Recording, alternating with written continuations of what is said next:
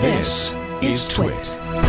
Bandwidth for Triangulation is brought to you by CacheFly at CACHEFLY.com. This is Triangulation, episode 167, recorded September 15th, 2014. Dr. Lawrence Krauss. Triangulation is brought to you by Scott eVest, technology-enabled clothing to carry all your gadgets. Visit scottevest.com/TRI now through September 22nd and save 40% off 10 of their bestsellers. That's scottevest.com/TRI. And don't forget to use the code TRI14 at checkout. And by Citrix Go to Assist. Citrix Go to Assist offers a secure, cloud-based solution for IT and customer support professionals, providing live and unattended remote support to their employees and customers working from any computer or mobile device. For a 30-day free trial, visit gotoassist.com. It's time for Triangulation, the show where we get to interview some of the most interesting, provocative, thoughtful people in technology. I'm really excited. I wanted to interview Lawrence Krauss for a long time, and we use this book as an excuse. Lawrence Krauss has written the foreword to a new book, Neil Stephenson. In fact, we should get Neil Stephenson, too. It was his idea. It's a collection of short stories, science fiction short stories. But the manifesto for it, and the name is Hieroglyph, was to reclaim our future. Instead of, what did Neil Stephenson say? No cyberpunks, no Holocaust, no dystopias, just positive futuristic stories. And a great foreword by a physicist, Lawrence Krauss. You, I'm sure, know his name. He's written so many really good books about science and the importance of science in our society. And, of course, many of you probably read his book on the science of Star Trek. Lawrence, it's great to talk to you from his office at the Arizona State University, where he is a professor of physics. So nice to talk to you. It's good to be here. Thank you. Actually, really, it's actually nice to be in my office for a change. Yeah, what a schedule you keep. Yeah, it's been something else. And as you can see, I'm actually a Borg. You have become the future. Congratulations. Thanks to you, I'm now a Borg. Yes, okay. But you sound so good, Lawrence. Thank you. First of all, I did not realize this, but you, I guess because your wife is Australian, you commute from Australia to Arizona. Well, yeah. I mean, not every day, but I do. I spend the U.S. summer in Australia, which is actually a good thing if you live in Phoenix. It's the winter in Australia, though. So. But given the two, I'd prefer winter in Australia. Yeah, I guess you're right. Summer. Anyway, and I come back and forth. It's actually nice. Quite easy. You just get on a plane. It's not too much of a problem. That's a good point. We're a little spoiled these days. It's really just and it's nice. Flight. And I have an beautiful office on a mountain, an observatory at Mount Stromlo in Australia, and it's great. And because of the wonderful world we live in, which probably seemed like science fiction 30 years ago, I can effectively operate in my office here and at the university when I happen to be away, and vice versa. And so it works out well. And sometimes I bring my students there with me. We can intensively work away from the distractions of the university and then come back here. Anyway, sounds wonderful. Actually, it isn't bad. It's not bad. So you get to teach. I mean, you write so much, you talk, you speak so often. In fact, I was on an Eclipse cruise with you a couple of years ago in the Australia area. Yes, a cruise that was a little disappointing, I think, to both of us, because the captain managed to steer himself right under a cloud the whole time. Yeah, exactly. The only cloud in the Pacific, actually, and at that time, and actually had ample warning to move the ship 100 yards, but decided. I think he was Dutch. I was going to say he was German, maybe, because he decided. Yeah. And I could understand if he was German. He picked those coordinates, and he wasn't going to move no matter what. But anyway, but I do teach. Yes. Yeah, and I'm sure your students are very fortunate. My son, who's a student at CU Boulder, actually applied to ASU because of you. He really wanted. Aww. Yeah, he got in, but I think he decided to go to Boulder for other reasons. Something. It's to do a pretty with place, Boulder. It's very snow. nice. Yeah, it's a beautiful location. Yeah. But you have inspired so many with your writings on science, and yet sometimes I feel like you're a little distraught with the state of scientific understanding in the U.S. today. A little. It depends on the day. It's unfortunate. We live in this 21st century, which is so remarkable, and we should take joy in the things we've discovered about the universe instead of, on the one hand, well, it's okay. I suppose being ignorant of it is maybe understandable on one hand, but it's worse because people knowingly throw it out, knowingly work to distort it. And of course, as you know, in our country, knowingly work to make sure children don't learn science for fear that it might threaten their faith. And it's so sad to me because, we tend to, and in science fiction, they use this a little bit too. We tend to glamorize science because of technology. Yes. But to me, what makes science so special is actually the cultural thing, the fact that it's changed our perspective of who we are and where we come from. And we don't remember the plumbing of the Greeks, but we do remember their ideas. And I think that those ideas are what are fascinating. And I think people are, well, I know people are fascinated by it when you actually expose them to it, when you overcome their fears. Here in Arizona at ASU, I run this thing called the Origins Project, which looks at everything from the origins of the universe to the origins of consciousness. And with every one of our scientific meetings, we have a public event, and we get 3,000 members of the public coming in to watch science, because if presented with the possibility, they're fascinated by it. And I think most people are actually fascinated by science, but they don't realize it's science that they're fascinated by. And that's what the usefulness of science fiction is, because they might be fascinated by time travel, but they don't realize it actually connects to the real world of science. It always amazes me that, look, the people who watch this network are fascinated by technology. They use it. They love it. Technology to me is science applied. It's what we've learned in physics and material science we apply to technology to make things. And yet sometimes I don't understand how they think an iPod must work. If they think there's angels in there, I'm not sure I understand that. If you reject science, you reject everything that science has brought us. You make a really good point. It's what people don't realize is that things are connected. They think of science as a set of facts that are not, connected, and you can throw out the ones you don't like, just like people do in the Bible. They throw out the stories they don't like. But science is interconnected. You can't just take one bit and throw it out. So, for example, if you think the world is 6,000 years old, you shouldn't get in your car or fly a plane or use your toaster, because same physics that tells you one works it applies the other. It's not a different stories. What's the Origins Project? This is something you do at ASU. It's what brought me to ASU. ASU is a wonderful university, and I'm very happy to be here. It's very entrepreneurial. And what ASU is all about is transdisciplinary ideas. That instead of, as Michael Crow, the president, said when he tried to convince me to come here, is that he couldn't maybe compete with Harvard on its own turf, but he could create a university that wasn't based on 19th century disciplines. The 21st century problems aren't just chemistry, physics. They mix things. We have a biodesign institute that brings together physicists and biologists looking at everything from cancer to DNA sequencing. And the Origins Project is sort of manifests that in a real way. We try and look at foundational questions from the origins of the universe, as I say, through the origins of early modern humans, origins of disease, origins of violence recently. And we bring the best scientists and scholars in the world here for workshops. For example, we have one on the origin of life, and we had not just biologists, but astronomers, planetary scientists, geophysicists, chemists, and these people don't always talk to each other. And we try and look at forefront questions and find out where we can go next. And then, as I say, because I believe strongly not just in generating knowledge, but in disseminating it, with each of those we have panels, which we generally have called the Great Debates, with the best public intellectuals in the world, and our audience here in Phoenix and around the world have realized it, because we fill it up. To me, to see 3,000 people pay to come to an evening event on science is so gratifying, and we get people now flying in from around the country. I'm just amazed that people come in from the East Coast and drive from the West Coast, and it means that people are craving this stuff, and I find for me it's like being a kid in the candy store, because any interesting scientific idea, we can bring the best people in the world here to talk about. This coming year, we're devoting the whole year to the year of the Anthropocene, which is the sort of the human-induced change in the world, and we're having an event on extinctions, but not the negative aspect of extinctions completely, but extinctions as creative destruction. So what opportunities, everything from biology and biological systems to cultural evolution to actually technology, how technology can become extinct and create new opportunities, from Sony Betamax to whatever.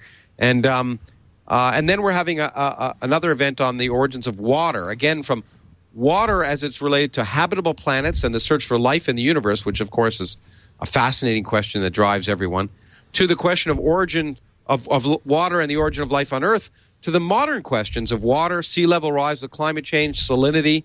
There's so many fascinating things. So it's great, and we're having we also are initiating a new thing called Dialogues, and the first one will be I think January 15th with Alan Alda and me here at the Orpheum Theater in Phoenix. It'll be fun. Oh, that sounds great. Alan Alda has been fascinated by is an important scientific communicator in his own right, so it'll be fun to talk. Absolutely. He does the Scientific American show. So it seems like you like dialogue. You like to get into the hurly-burly of debate. Well, dialogue rather than debate. I mean, debate is fine if it isn't a formal debate. I've given up doing formal debates because I think they're just rhetorical devices. I'm interested in conveying information. Yeah. And a good way to convey information is to have a discussion, like we are now. Yeah, I agree, but not necessarily of like-minded people. No, that's important. I think it's important to point out differences and to explore them, and actually to listen. I'm old enough. I was going to say how old I am now, but I'm not going to. But it took me over 50 years to learn how to listen, I think. Me too. I'm in the same boat. It is good to get different viewpoints and confront, because again, one of the wonders for me, what science does for me is force me to open my mind, and there's nothing more exciting and enlivening than take something you thought was true and discovering it's not.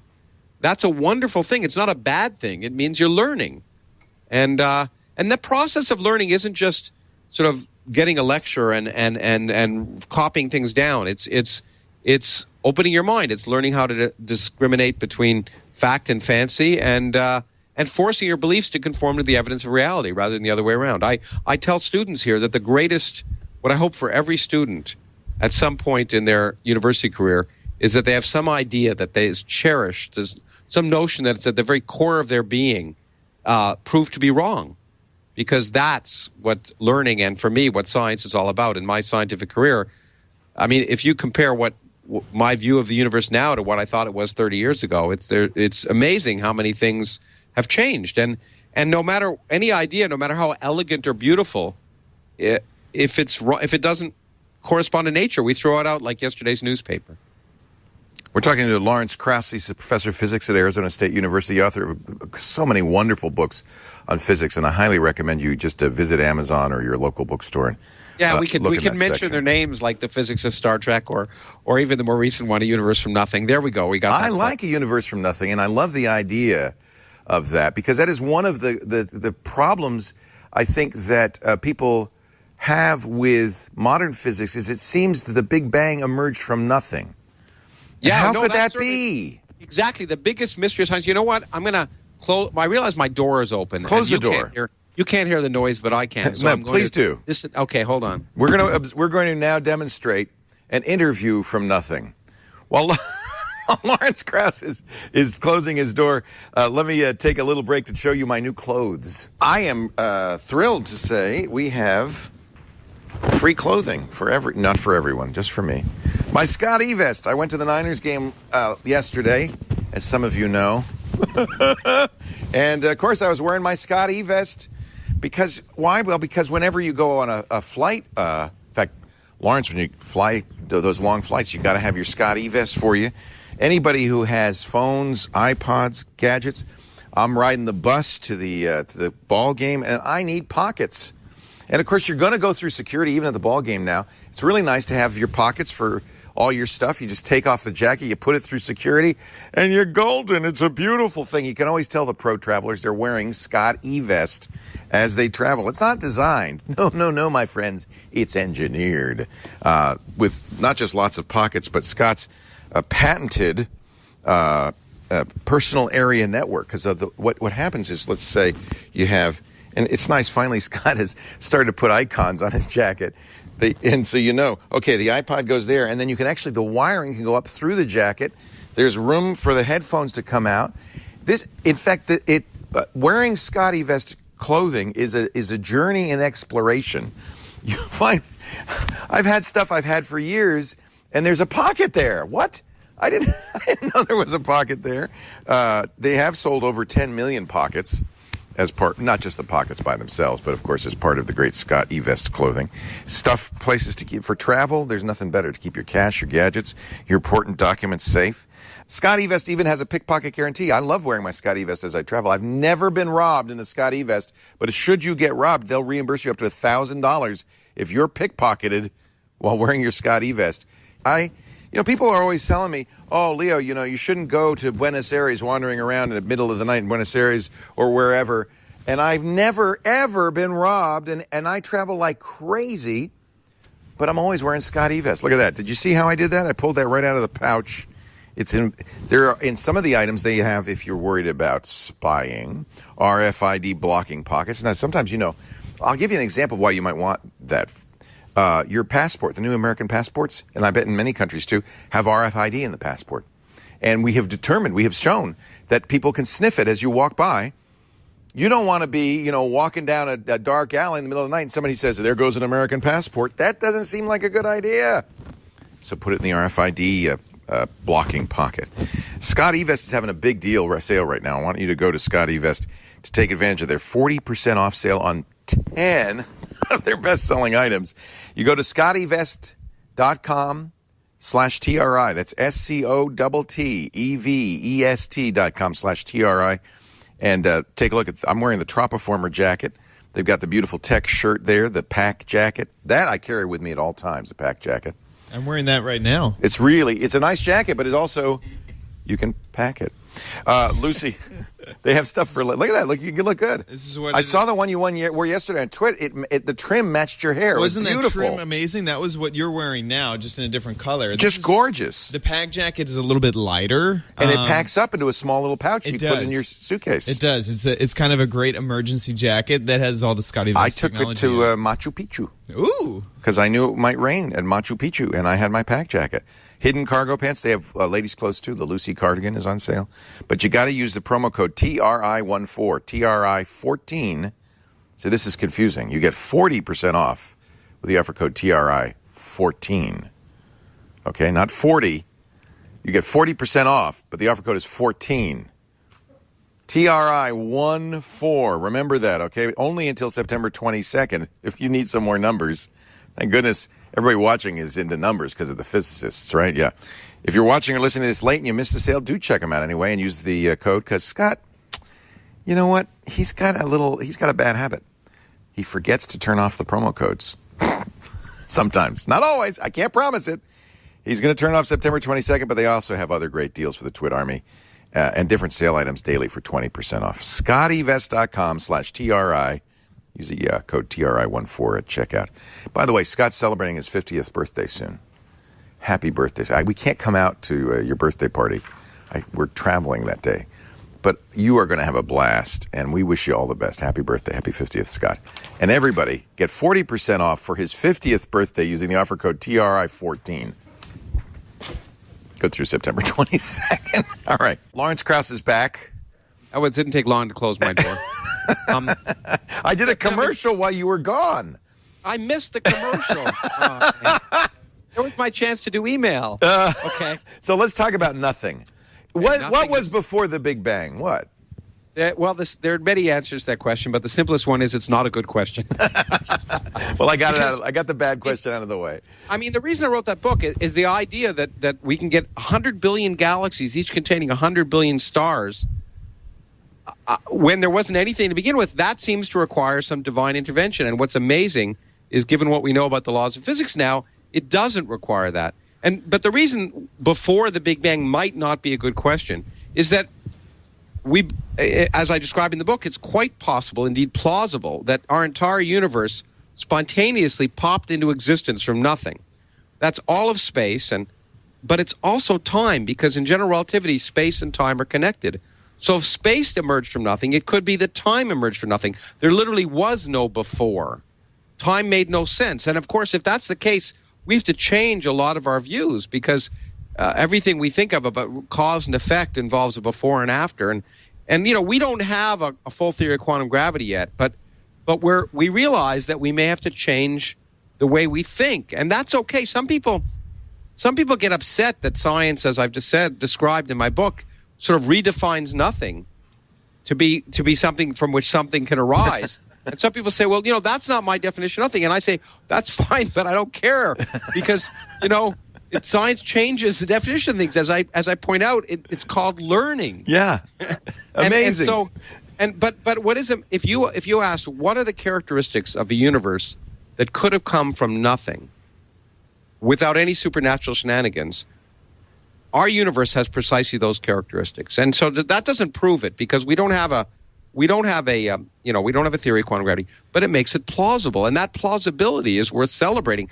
That seeming miracle that you can get matter from no matter, that the entire energy of the universe can be precisely zero, is amazing. Now, it doesn't answer the question, is there something other than our universe? Is our universe part of something larger? Did it pop into existence from something else? And I talk about that in the book, and it could be, we think now, that there may be something called a multiverse, which may have an infinite number of universes in it, and that may be eternal and pre-existing, and could be that there is some global time and there are universes being created right now and other ones dying. So there may be a global time, and our universe may just have arisen 13.8 billion years ago. But that doesn't, in some sense, that multiverse, by the way, plays the role of God, because some people think of God as something outside our universe that's eternal. But we didn't invent it because we needed that solace. The laws of physics seem to be driving us to it. In fact, since I wrote the book, there's been a wonderful discovery. Actually, I've got the cover article in Scientific American, which will come out the day after tomorrow, I guess, is on an amazing discovery that was made 5 months ago now, which may or may not be right, of gravitational waves from the Big Bang. Yeah. And as I point out in the book, if those are really there, if that observation is really gravitational waves from the Big Bang, then it pretty well implies there must be other universes out there. And that turns metaphysics into physics, and I find that it blows my mind. We live in such interesting times, because at the same time as there is an assault on science, there's also amazing science being done, big science too, like the Large Hadron Collider. Yeah, in fact, exactly. It is an incredibly exciting time, and it's communicating that excitement that I want to do. We not only did the public pay for this, so we owe it to the public to explain what's going on, but these are some of the most exciting ideas that humans have ever come up with. And what amazes me is, well, there's two things that amaze me. One, that somehow people figure you can't be interested in science or even understand or appreciate it if you're not a scientist. But, they don't say that about music. You don't have to be Mozart to appreciate Mozart. You don't have to be Picasso to appreciate art, or Shakespeare to appreciate drama. And it's the same with science. We can all appreciate the beauty of those ideas. And by the same token, people often say, they ask me, what's the utility of learning about gravitational waves from the Big Bang? And I say nothing except understanding where we came from. And somehow people want scientific ideas to always have utility. They always want it to turn into technology. But it's those ideas themselves that change our picture of ourselves. And I'm quite proud of the fact that the research I do has no practical use whatsoever. Because more than a great symphony does, or exactly. a beautiful painting. I mean, that's exactly. Now, it's true that science down the road, even esoteric things, can become practical. In fact, as I talk about and I've written about, I won't be able to, in Los Angeles, where I'm leaving after this interview, I wouldn't be able to get from the airport to where I'm going without GPS, but I couldn't use GPS if it weren't for general relativity and special relativity. Those esoteric things actually are built in those GPS receivers, which would go out of sync in about 3 seconds if we didn't incorporate that. So even esoteric ideas in science can find practical value, but that's not the reason to do it. The reason to do it is because we want to boldly go where no one has gone before. Back to the physics of Star Trek. There's so many directions. One thing that you said on the cruise that kind of blew my mind is that we are close to knowing everything. Did Did you say that? Maybe not you. Maybe it wasn't you. If I did, then I was dreaming. You take it back? We've made great strides. We make great strides, but I suspect and I thoroughly hope there's a lot more about the universe we don't understand than we do. I must have misunderstood you, because that was shocking to me, too. Yeah, that gives job security to a physicist like me. There's a lot more to learn. But it's more than that. You're not going to pack up your bags and say, we're done, we got it, we're over, we'll go home. I can't imagine that's ever going to happen. Maybe it will someday, but, there may be an ultimate theory of everything. But, or as Richard Feynman said, it could just be like a cosmic onion. We just keep peeling back layers. But it's the learning, it's the exploring, it's knowing more today than we knew yesterday, and being surprised. Every day I wake up and I'm surprised if I'm not surprised. Basically, that's what we couldn't do. That's why sort of science differs from science fiction in another way. We couldn't. The universe, the imagination of the universe is much greater than the imagination of human, either scientists or writers. And if we wrote down the best possible science just based on introspection and revelation, we'd come up with a picture of the universe that would pale in comparison to the real universe, because it keeps surprising us. That's why we keep having to open up new windows, keep doing experiments, because common sense is not a guide to what is out there. We have to force our common sense to revise, again, to accommodate the strange and wonderful things. The universe, the expansion of the universe is speeding up over time. It's getting faster and faster and faster. There's a kind of cosmic anti-gravity. Most of the energy of the universe resides in empty space.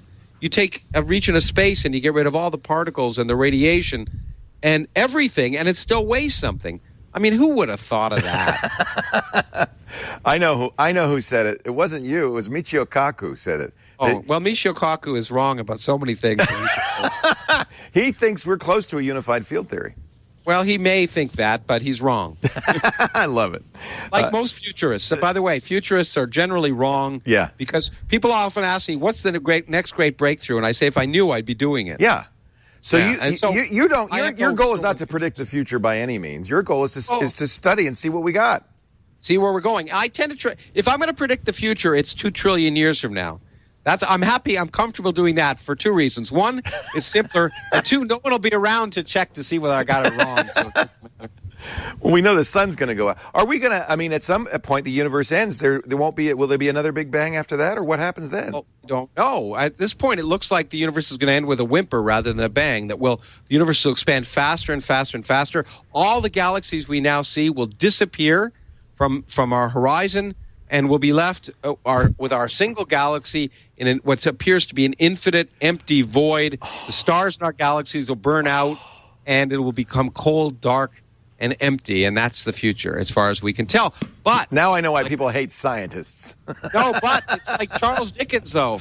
It's the future as it might be. Because we don't know for certain, because it turns out the future is governed by this energy of empty space, and remarkably and wonderfully, we don't have the slightest idea why that energy is there, and we don't understand it at all. And until we understand it, we won't be able to say ultimately with great certainty anything about the future. So I often say, if you're a theoretical physicist, the 2 most exciting states to be in are either confused or wrong, and I'm usually both. And I think that that's what's exciting. We don't understand. Maybe some young kid watching this program will eventually understand the nature of dark energy, but we don't understand it, and it's okay not to understand things. That's another thing I like to try and tell parents and teachers. It's okay when a kid asks a question to say, we don't know. Let's try and find out. And because really science is the process of questioning rather than answering. And I think we could teach science much more effectively in schools if kids realize the very questions that interest them are actually the things we worry about. I really like this because I really when I quail when I hear futurists. It feels like they want to tell a story about the future, and there's such an amazing story happening right under our noses right now. The amazing things that we're learning about our universe are so awe-inspiring. I can't imagine why you'd need anything else. Exactly. Why do you need all the garbage when the real universe is so fascinating? It's incredible.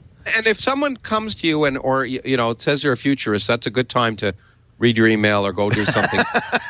because no one knows. These people claim it's just ridiculous. And science fiction for some people tries to imagine a future, but the science fiction writers of note recognize that it's not likely to be the future we live in. Yeah. It's just a possibility. And look, the real universe is about possibilities too, as is science fiction. The difference is that the real universe we're constrained to the possibilities of the real universe. In science fiction, they're not. And I think in the foreword of the book, of this hieroglyph book, I quoted Richard Feynman, who said, "Science is imagination in a straitjacket," which to me is what it's all about. It's really easy to imagine anything. It's much harder to imagine something that it might actually be real. This is, by the way, a wonderful book. And we have many, I would say everybody who partakes of our network is a science fiction fan. We talk about science fiction a lot. This is a collection of short stories called Hieroglyph. Neil Stephenson was the inspiration for it. We love him. And, of course, Lawrence Krauss wrote the foreword. And one of the things you debunk in the foreword, which I like, and I'm guilty of disseminating this myth that scientists are inspired by science fiction, sometimes even to invent things like the flip phone because they saw it on Star Trek. Or we're working on the tricorder now, right? Well, there were some. The flip phone, in fact, was probably designed because it was seen on Star Trek. But there are very few things where there's that kind of causal relationship. Science fiction it is often wrong because, the real world surprises us. And when there is a connection between science and science fiction, it's often not causal. It's just, as I like to say, it's creative people thinking about solutions to problems. And it's not too surprising that creative people can come up with solutions. So, in Star Trek, they imagine, the tricorder, as you point out, what better way to try and understand what's wrong with a person than, instead of opening them up. But that was before ultrasound or MRI or CAT scanning. So doctors and scientists have the same idea. It's good to try and diagnose people without opening them up, but in the real world, we have to actually invent ways to do it instead of just producing a little box. And so what the connection between science and science fiction, I think, is not causal. It's inspirational. Yeah. It's that just as I think science can inspire people, science fiction can inspire people, and in fact, fiction can inspire people. And as I said in the foreword, in the Physics of Star Trek, Stephen Hawking, who wrote the foreword for that book, said science fiction helps inspire the human imagination. It's true of any good fiction, but I think science fiction in particular. So, of course, when I was a kid, I was fascinated by science fiction. Now, is my interest in science, does it derive from my fascination with science fiction, or does my fascination with science fiction derive from my interest in science? It's hard to say. It's a chicken and egg kind of thing. But you know what? If I had to say, I would say, if there was one direction, I would say science inspires science fiction a lot more than science fiction inspires science. And I think in some sense that's characteristic of the stories in this book. They're trying to they're just beyond the present. They're inspired by what's going on in science today to think about what might happen next. Do you still read science fiction? Not a lot. I mean, obviously, I read the stories in this book. I find the reading about the real universe just much more fascinating. So I used to read. I used to read a lot of science fiction, and now I don't have much time for fiction in general anymore. Right. I actually tend to. What's interesting is before I write a book, a nonfiction book, I tend to read fiction. I think maybe to inspire my writing. I don't know. So that's the odd time when I'll pick up fiction, be it science fiction or something else. So I'll pick it up every now and then. But I'm not. Even though because of the physics of Star Trek, people think I'm a science fiction addict, and I'm not. I enjoy good science fiction like I enjoy good fiction, but it's but really the real universe is, as I say, is for me more fascinating. And I, given the limited time I have, I try and read about reality if I can. And nowadays, reality somewhat sounds like science fiction with the Higgs boson. I want to talk a little bit. You did the best job of explaining what that meant and what it means, and of course, it's close to your field of dark matter. So, well, it's yeah. I mean, it's a subject actually so important that I wrote about it in the Times and a few other things, and I've actually, in some sense, it's the heart of a new book I'm writing, which will go beyond a universe or nothing, from the large scale to looking at questions of why are we here instead of why is there something rather than nothing. And the discovery of the Higgs boson is the capstone of one of the greatest intellectual adventures that humanity has ever taken, and we should celebrate it. It says something remarkable. It says that there's this invisible background of this field permeating all of space that we can't see, and it's here by a cosmic accident, but it's responsible for our existence. One more bit of evidence that there's no purpose or design to the universe, that we're here as an accident, so just get over it. Lawrence Krauss is our guest. He's director of the Origins Project at the Arizona State University, a science writer, a scientist himself, and wrote the foreword for this new book of science fiction short stories about visions for a better future. No dystopia in here. It's called Hieroglyph. And boy, Rudy Rucker, Neil Stevenson, Bruce Sterling, Cory Doctorow, David Brin, Elizabeth Bear, some of my favorite writers in this book. It's great short stories if you like science fiction. And they're not all, I should say that they're not all, mom and apple pie stories. It's not as if there are some stories in here that are pretty creepy. Yeah, that's right. Not just happy stuff. Hieroglyph is the name of it. We'll have more with Lawrence Krauss in just a moment. Want to tell you a little bit about something from Citrix. We talk about Citrix products a lot. They're so great. And I don't think we've mentioned Citrix Go to Assist in a while. I hope you know about Go to Assist. If you don't, you ought to. If you're in IT or you're doing customer support, you need to know about Go to Assist, the #1 global market leader in remote support. Managing your company's IT support needs not easy. You have my deepest sympathy, especially if you have remote or mobile employees. You got those urgent tech support requests. You got to handle them. You got to get it done. And of course, nowadays, security, you got to keep your network security all the way up, turned to 11. That's why we use and recommend Citrix Go to Assist, the #1 global market leader in remote support. It's cloud-based and gives you all the tools you need to get the job done, including, of course, remote support, live and unattended, which is nice. Remote support to any computer or mobile device. You can screen share with employees. That reassures them often. I do this with my mom. I'll fire up Go to Assist. She says, I just love watching you mouse around. I'm not kidding. I'm not making this up. It helps her see what I'm doing and know what I'm doing, and she can give me feedback in a little chat screen or on the phone. And, of course, you can use Go to Assist apps to deliver support anytime, anywhere, not just from your computer, but to your iPhone, your iPad, and your Android device. Very easy to use, sets up in less than a minute, whether you're supporting one person like your mom or 10 employees or even 1,000. If you work in IT, you gots to try Go to Assist. It is the best remote support, the service desk, the mobile device support. It's just fabulous. Try it for 30 days free. I love this change management, by the way. This is always an issue. What has happened to this machine? You can keep track of what's been going on. And if you're pushing out hot fixes, and you can keep track of those in the release manager. They got lots of tools, all in the cloud, all easy to use. Visit gotoassist.com, click on the Try It Free button now. And after your free trial, if you purchase Go to Assist before October 31st, use our special code, GoToAssist3030, and you'll get 30% off the monthly rate. Now, that's a good deal. We didn't even put that on the screen. 30% off the monthly rate if you buy before Halloween.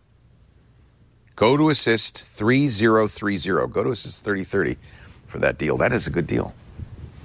It's kind of a secret. Our guest is Lawrence Krauss, physicist, author. All right, I'm going to give you the books here because Lawrence wants me to give you A Universe from Nothing. Before that, Quantum Man, the story of Richard Feynman, who I love Feynman's writings. Of course, he did a lot of writing himself. Inspired. One of the reasons I write books is that I was inspired as a young person by scientists writing about science, from Albert Einstein, Isaac Asimov, and certainly Richard Feynman, who was an inspiration to many of us. And so I was kind of honored when they asked me to consider writing a book about the science of Richard Feynman in terms of making it a scientific biography. And it wasn't an easy task. I figured it'd be exciting because I could read all of his papers and really work through it. But I'm very pleased with the outcome in the end. It was a labor of love, but it was wonderful. Quantum Man. You know, it's funny now that you mention it. I grew up reading not science fiction, sure, but a lot of science. George Gamow. Gamow was great. I read every one of his books as a kid, and they totally inspired me. Me too, exactly. George Gamow, and he's underappreciated. He was a great scientist. He could have won at least 2 Nobel Prizes for very much involved in quantum mechanics, and also the Big Bang. He was basically a person who helped realize how to see if there was a Big Bang. And I think he was taken less seriously because he liked to popularize and also write some science fiction too. But and it's unfortunate because there was an era of people who tried to popularize are taken less seriously. And I think Carl Sagan helped change that a little bit. And anyway, I popularized because for me, as I say, I'm returning the favor. Maybe some young kid will read my work and be inspired to become a scientist, and as I was, and it's fun, and so I don't really care whether people take me less serious. I like to think that my science stands on its own, so I don't have to worry about it. Do you think Gamow is out of date? I mean, 1, 2, 3 Infinity was written in 1947. Do you think he's out of date at this point? Well, there's some things that are dated, but I go back to it and look at it. I love that book. I think, quantum mechanics is as mysterious now as when he first wrote about it. I mean, we've learned a lot, and we're actually doing experiments that allow us to illuminate the weirdness of quantum mechanics, quantum teleportation, maybe quantum computers. In fact, Feynman was one of the first people to think about quantum computers, and the reason he did it, he said, was so we could understand quantum mechanics. And here's the guy who helped develop it. Because quantum mechanics is so strange that we really can't get an intuitive picture of it. We can understand the mathematics of it. We can make predictions. But it's because we grow up as classical human beings, we don't have that intuition. And so Gamow and other people who try and sort of point out quantum weirdness, that's as modern now as it was when he wrote it. Yeah. Oh, man. I got it for my kids, so I don't know if they really appreciate it, but they did get a love for science, so I'm happy that well, that's good. Then you're doing, as my friend Steve Weinberg says, you're doing God's work, and he's an atheist just like me. So that's really confusing, actually. Yeah. Anytime I confuse you, I'm doing my job. Well, one of the things, okay, debunk this for me, because one of the things that strikes me is that modern physics really is math. And, you say we're classical human beings, we're humanists. It's hard for us to understand something that is only expressed in a formula. We want a picture, a metaphor, we want some sort of symbology that we can get.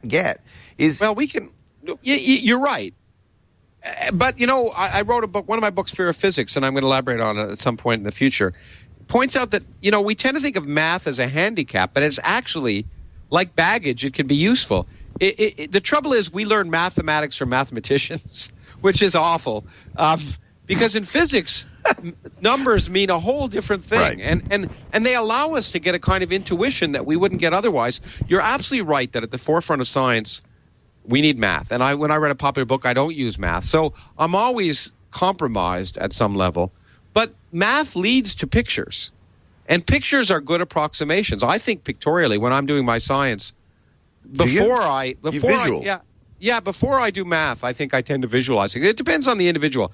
Some people think in terms of equations. I tend to think of things in a very physical way and then find the appropriate mathematics. How interesting. And it just that there's a long history of that too. Michael Faraday. Einstein worked that way. Wasn't he visual? Well, yes, probably. But I don't want to make any comparisons between myself and Einstein. So thank you very much. I will. I'll do it for you, Lawrence. No, Thank you. But it always amazes me that somebody can do thought experiments or just stare into space and think about this stuff. But we all do it. We all do it at some level, and it's fun.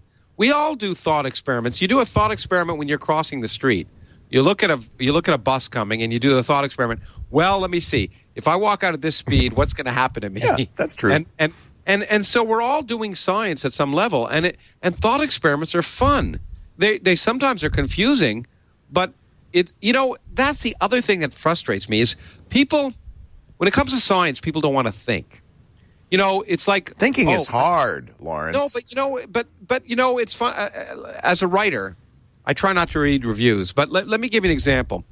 So, say in the New Yorker or some well-known humanist kind of journal, you'll read a review of an economics book by, say, in the old days, John Kenneth Galbraith or whatever, and the guy will go on for pages and pages and pages talking about the stuff as if they understand it. But a science book, good review is, it boggled my mind. and so can you imagine someone writing a review of John Kenneth Galbraith saying, that was a fascinating book, but I didn't understand any of it. And we allow ourselves to that out when it comes to science. But if we're trying to read political science or history or economics or any of those things, psychology, where we say, no, we have to puzzle through it. If this guy is trying to explain it to me, I want to puzzle through it. Well, I think the same is true of science. We can puzzle through things. Sometimes it's hard, but it's worth it. It boggled my mind. You know, to be honest, the economics also boggles my mind. So it should. I just came from Europe. I was in China at the World Economic Forum, and every time I'm at an economic forum, anyway. I'm just a physicist. I don't understand the science of economics. Let's not call economics a science, shall we? It's a disservice to the rest. It's a certain disservice to the rest of science. I agree.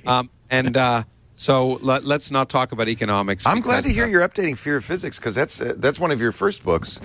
It's an early book of mine, yeah. And I've updated once, but I think I'm gonna do a kind of different take on it after this next book, which will be. Tell me about the next book. It's about the Higgs boson, or? Well, it's about. I never want to talk about my next book till they're done, but I'll give you a title. It's called, which again I don't think I have done in public, but it's called The Greatest Story Ever Told So Far. Oh, you're so mean.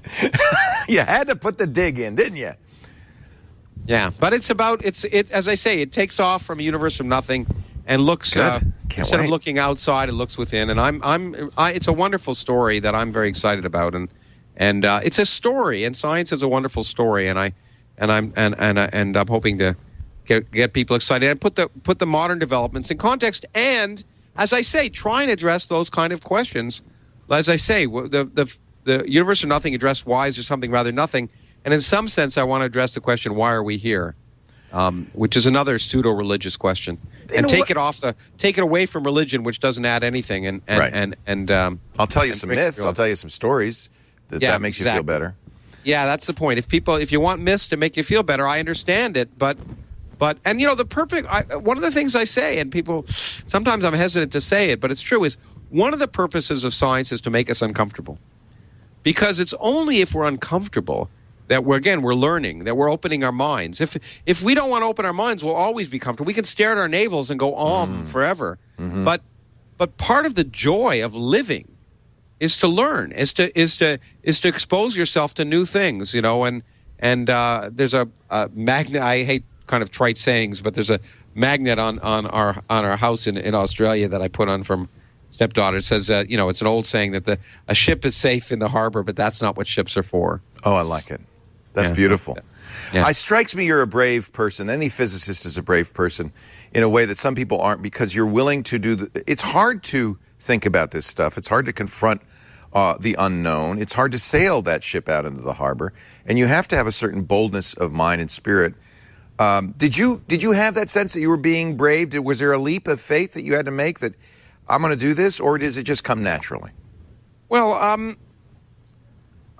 I think...